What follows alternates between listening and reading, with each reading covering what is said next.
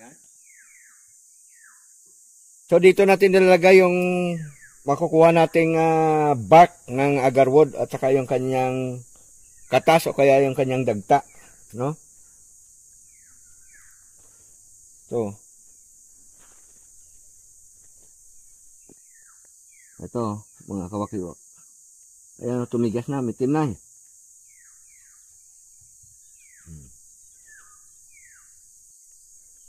Ayan. Ayan, malagkit siya mga kawakiwak. Napakabango talaga. Wik wik. Wak wak. Wak. Wak.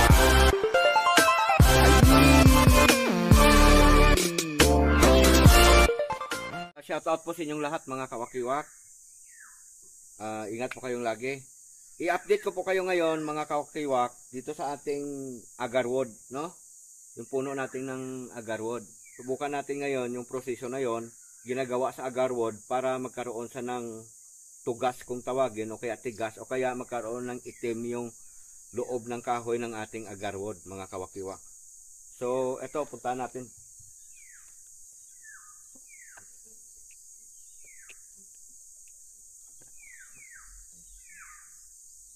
Ito na ating agarwood mga kawakiwak. Dalawang sa puno lang ito pero nagsanga, no? Kita nyo, ito yung sinugatan natin. Ayan. Kaya nakakuha tayo ng mga dagta ng agarwood, ano? May dala tayo ngayong barina, martilyo, saka pako. No? Pero bago yan, itong mga nakadikit dito, dagta, kunin natin at saka ilagay natin sa bote, mga kawakiwak. So, yun na yung pan. Yun.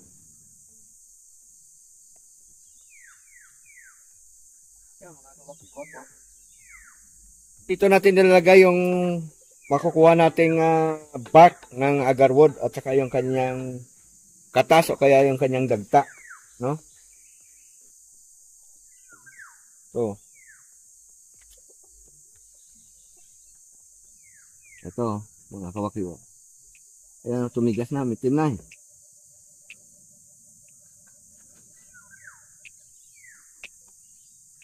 Ayan.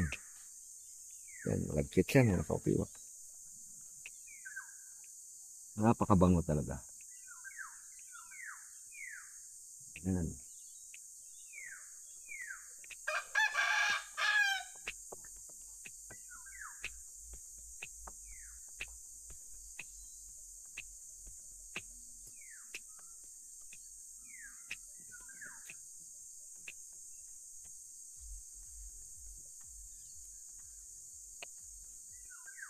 Ayan.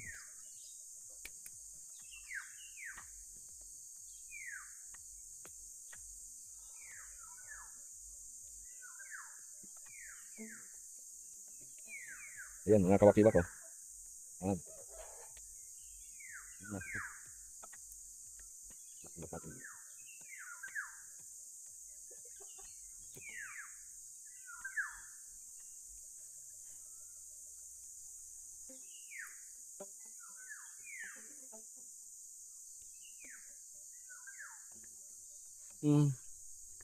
Balat o kaya yung kanyang bark ay mabango talaga.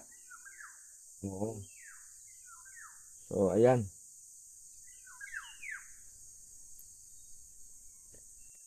Ayan.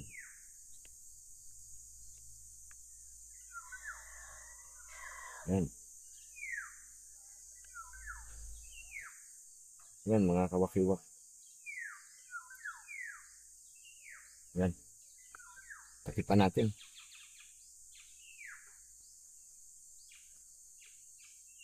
Tapos,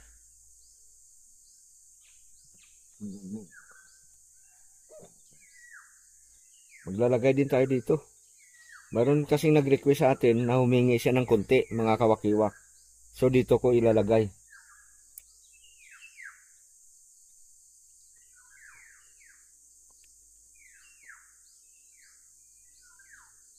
Kasi ang sabi niya, gagamitin niya daw na panggamot. sa mga sakit o kaya karamdaman.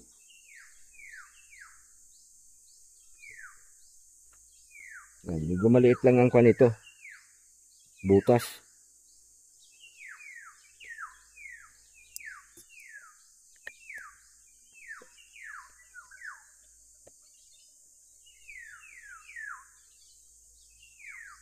Ayan. Malagkit siya mga kawakiwak. Yun. Ito, kukuha din tayo dito. Mga kawakiwak. Ito. Meron din tayo dito ang sinugatan eh.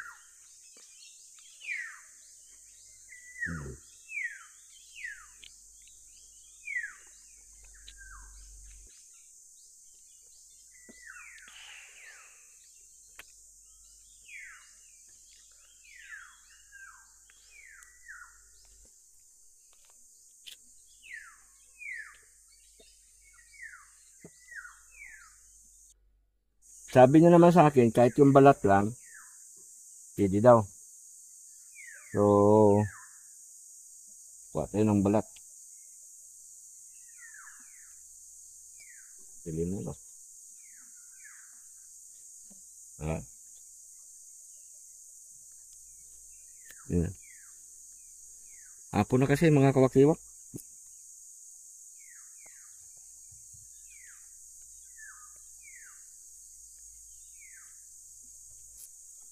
Yan.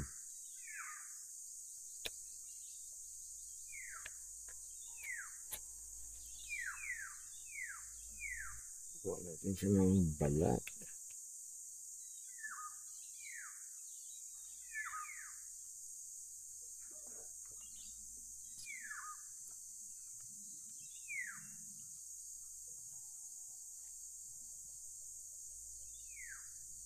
Sabi niya, lagyan niya daw ito ng refined alcohol. Kaya yung tawag doon, denatured alcohol ba yun? Hmm.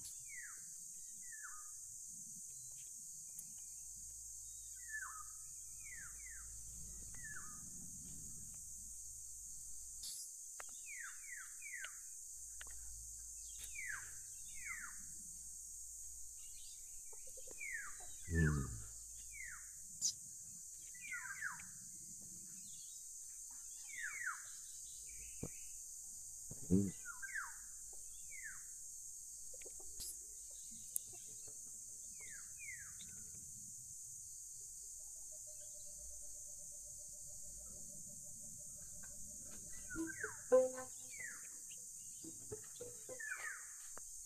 Ayan.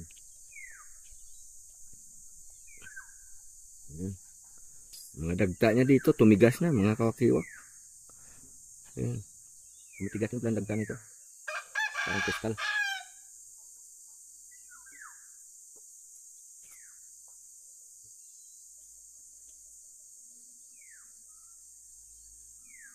Ayan. Dagan ko pa para masiyahan yung ating kaibigan.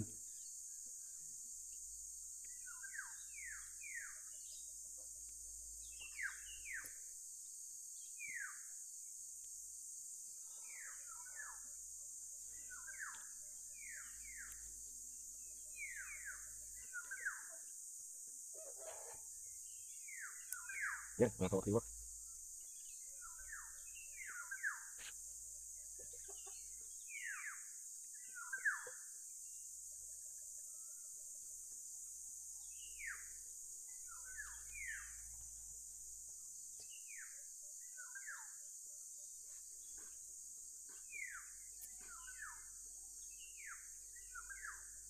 Kahit balat lang. Mabango pa rin mga kawakiwak. Sige. So ayan na, nakuha natin mga kawakiwak, ano. Bali, padilim na. Kaya bukas ng umaga na lang natin itutuloy yung ating gagawin dito, mga kawakiwak, ano. Ituloy na natin yung gagawin natin mga kawakiwak kasi kahapon, inabot tayo ng gabi. So, ito, lagyan ko pa to ng kanyang bark. Dagsa sa ng konti, mga kawakiwak. Lagyan natin.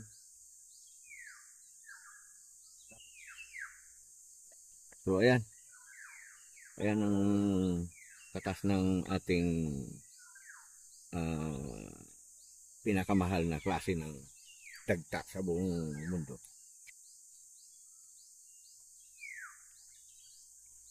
Yan. Nilululo yan mga kawakiwak. Kailangan napuno natin to.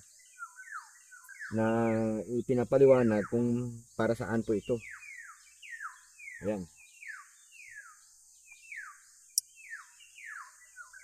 So ito siya mga kawakiwak, ano? Ito na yung nakuha nating balat at saka may konting katas ng agarwood. Ayan. Ito yung isa. A few inches later. Ito mga kawakiwak. Ayan. Dadagdagan natin ito mga kawakiwak. Ayan.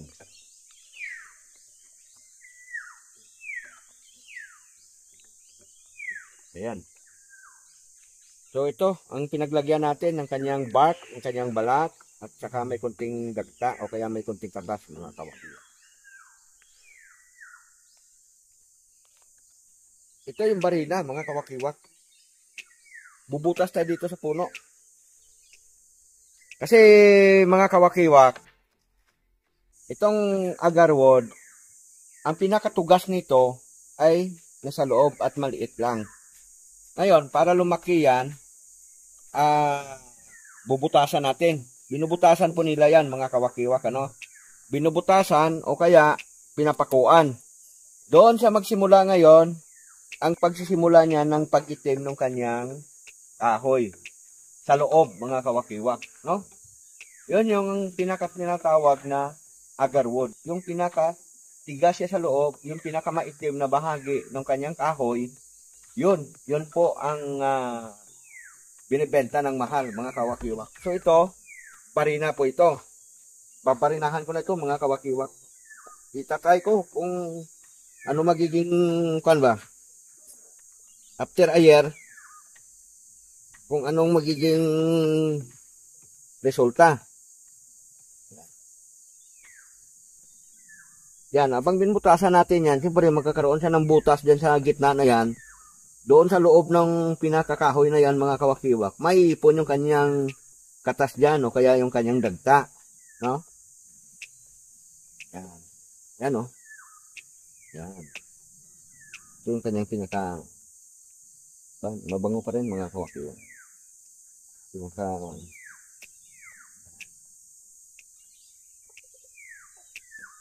barina lang natin mga kawakiwak. Handahan na natin, hindi mabali.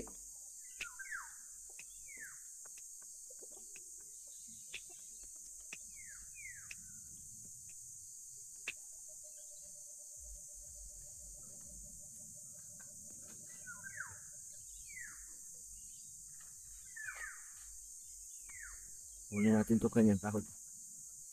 So, yan sa bandang gitna, medyo itim na mga kawakiwak. Itim na yung kanyang bandang gitna. So, ganyan kakalit yung ating ibutas. Mga 3 inches. Ayan. Dito, butas din tayo dito.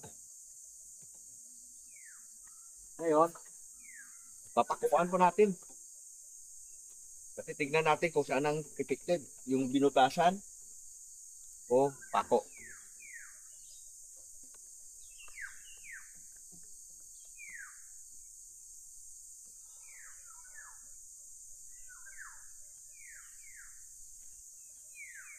Yan.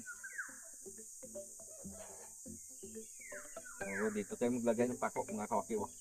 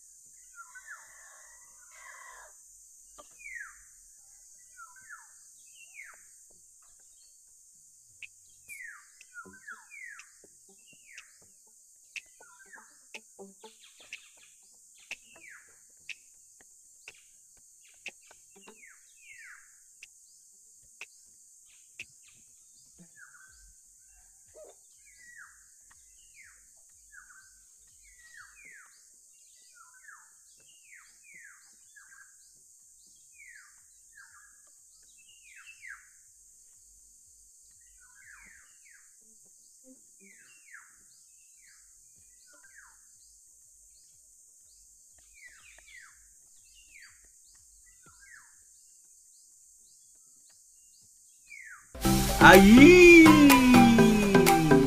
Tira! Dahil sa kunti yung pako na dala natin, mga kawakiwak, pagkakit natin sa susunod, tagtarin na natin ng pako yan, dadagdagan natin ng pako.